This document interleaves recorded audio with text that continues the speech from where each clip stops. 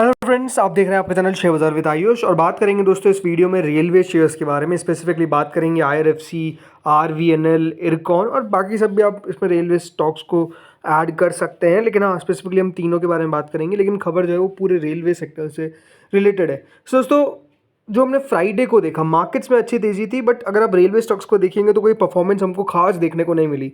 करीबन 1.32 रुपीज़ दोस्तों आईआरएफसी में गिरावट नजर आई। इसके अलावा अगर मैं बात करता हूँ आरवीएनएल में, तो वहाँ तो 3% से ज़्यादा की गिरावट हमको देखने को मिल गई। और गिरावट के पीछे का रीज़न कंपनी के रिजल्ट्स थे, जो डेफिनेटली काफ़ी ज़्यादा खराब निकल कर आए। इसके अलावा अगर आप इरकॉन को देखेंगे तो इरकॉन में भी सिचुएशन सेम थी। करीबन 1.87% दोस्तों इरकॉन भी गिरता हुआ नजर आ गया। तो आपने क्या देखा कि स्पेसिफिकली उस दिन यानी फ्राइडे को जो रेलवे सेक्टर के शेयर्स थे उनके अंदर प्रेशर देखने को मिला। अब देखिए, बहुत ज़रूरी बात आपको मैं बता रहा हूँ कि देखिए, मार्केट्स आपको जब 200 पॉइंट से ऊपर निफ्टी देखने को मिल रहा है, राइट, तो इसका मतलब ये कि मार्केट्स के अंदर ट्रेंड क्लियर है तेज़ी का।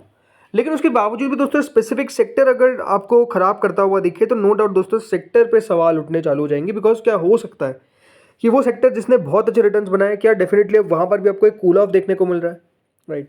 आईआरएफसी में आपने अच्छा पैसा बनाया, राइट। आरवीएनएल की बात करो तो आरवीएनएल के अंदर तो और भी अच्छा पैसा बना है, पिछले एक साल की बात कर रहा हूँ। और इरकॉन के अंदर भी देखिए पैसा कम नहीं बना है, पिछले एक साल में करीबन 150% शेयर चला है। तो हर रेलवे स्टॉक ने आपको अच्छा पैसा बना कर दिया है। लेकिन कभी ना कभी तो जाके वो शेयर रुकते हैं और उसके बाद थोड़ा समय लेते हैं। सो क्या वो समय अभी आता हुआ नजर आ रहा है? ये अपने आप में एक सवाल है। अब देखना ये होगा, ये आने वाले दिन बताएगा कि देखिए कितना यहाँ पर आपको तेजी देखने को मिलेगी, कितनी गिरावट देखने को मिलेगी, तो आने वाले समय बताएगा। लेकिन मंडे को हो सकता है कि दोस्तों ये शेयर्स में तेजी देखने को मिले। और उसके पीछे का रीज़न क्या है? एक खबर। जी हाँ, कल दोस्तों कैबिनेट मीटिंग थी और कैबिनेट ने अप्रूव कर दिया है करीबन 8 नए रेलवे प्रोजेक्ट्स, जिसकी कीमत 24,657 करोड़ लगाई गई है।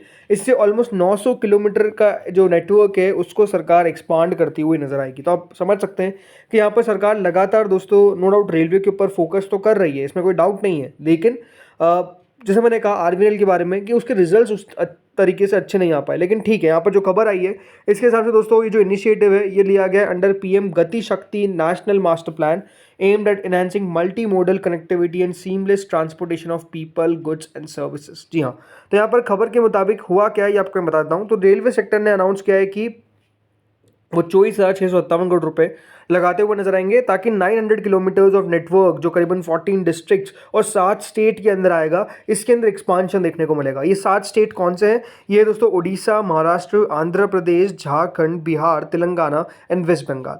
ये दोस्तों आपको स्टेट्स देखने को मिलेंगे जहाँ पे एक्सपांशन हमको देखने को मिलने वाला है।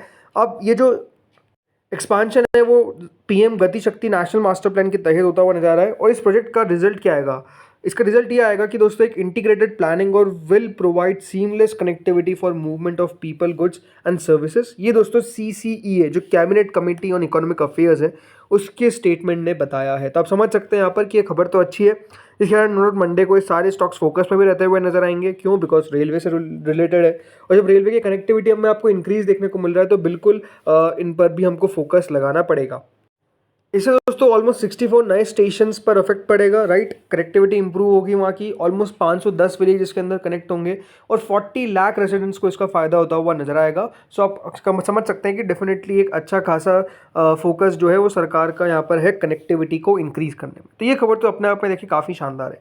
लेकिन कल एक और इंटरेस्टिंग खबर आप नहीं कह सकते, लेकिन एक व्यू निकल कर आया एक्सपर्ट्स का। और क्या व्यू है वो समझने वाली बात है। उन्होंने क्या कहा?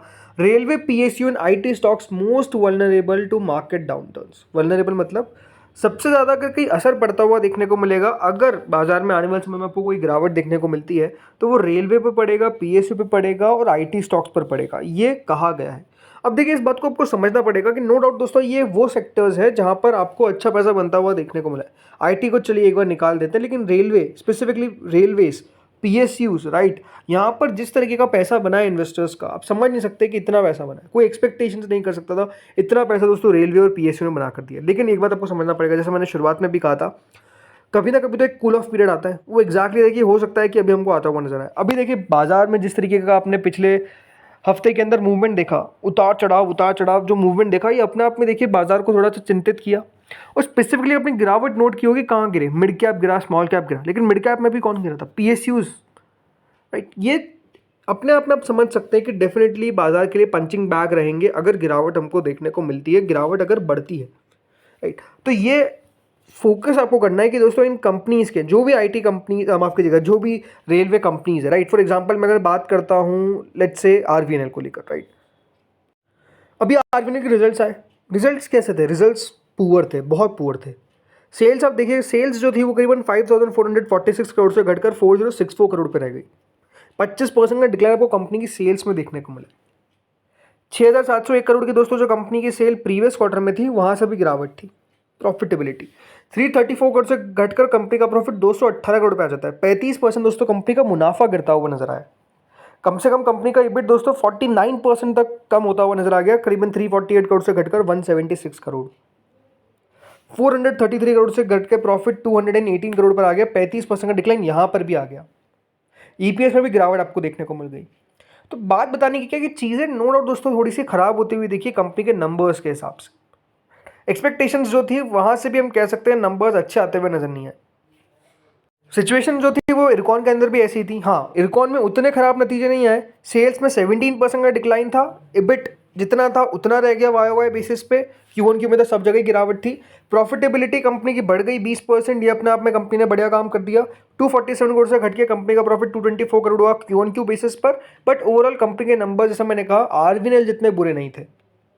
भैया पूछेंगे फिर आईआरएफसी का है, तो आईआरएफसी के नंबर अभी तक निकल कर नहीं आए। 12 अगस्त को याद रखिएगा कंपनी के नतीजे आने वाले हैं। 12 अगस्त को पता लगेगा कि आईआरएफसी के नंबर्स किस तरीके के, आईआरएफसी कितना यहाँ पर पानी में है, वो हमको पता लगेगा 12 अगस्त को। लेकिन बताने वाली बात क्या है कि ये शेयर्स में दोस्तों पैसा बहुत अच्छा बना है, राइट। उसके कारण हुआ क्या है, वैल्यूएशंस भी ऊपर आई है। आईआरएफसी को छोड़ देते हैं, लेकिन हम आरवीएनएल के ऊपर बात करते हैं, ठीक है। आरवीएनएल दोस्तों करीबन 68 की पी पे आपको ट्रेड करता हुआ दिख रहा है।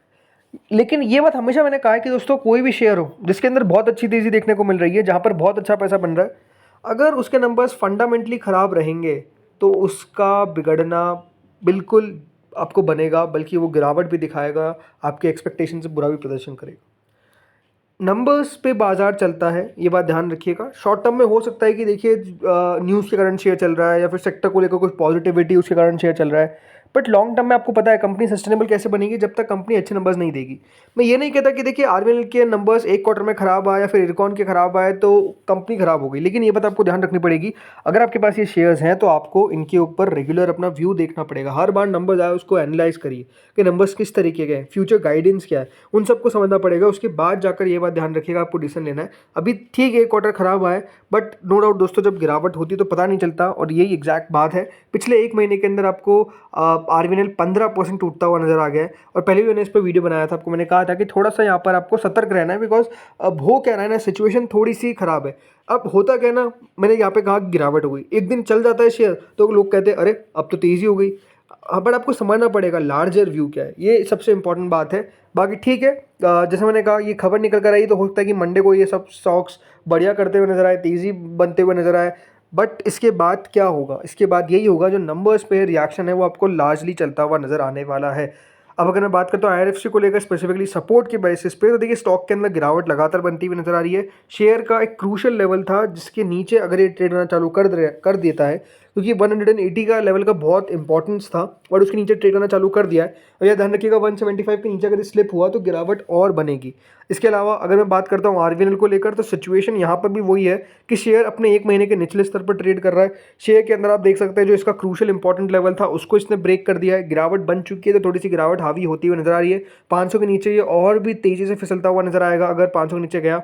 वहीं इरकॉन की अगर बात करते हैं तो इरकॉन के अंदर सिचुएशन सेम है, बिल्कुल एक महीने में 17% करेक्ट हो चुका है और ये भी दोस्तों अपने इंपॉर्टेंट लेवल्स के नीचे ट्रेड कर रहा है। तो ये बात ध्यान रखिएगा, टेक्निकली ये शेयर्स कोई खास अच्छे लेवल्स पे ट्रेड नहीं कर रहे हैं। तो फ्रेंड्स इस वीडियो में इतना ही था, होपफुली आपको वीडियो बढ़िया लगा होगा। Thank you friends watching this video. अगर अच्छा लगा हो तो प्लीज़ वीडियो को लाइक, चैनल को सब्सक्राइब करिएगा। Thank you friends watching this video.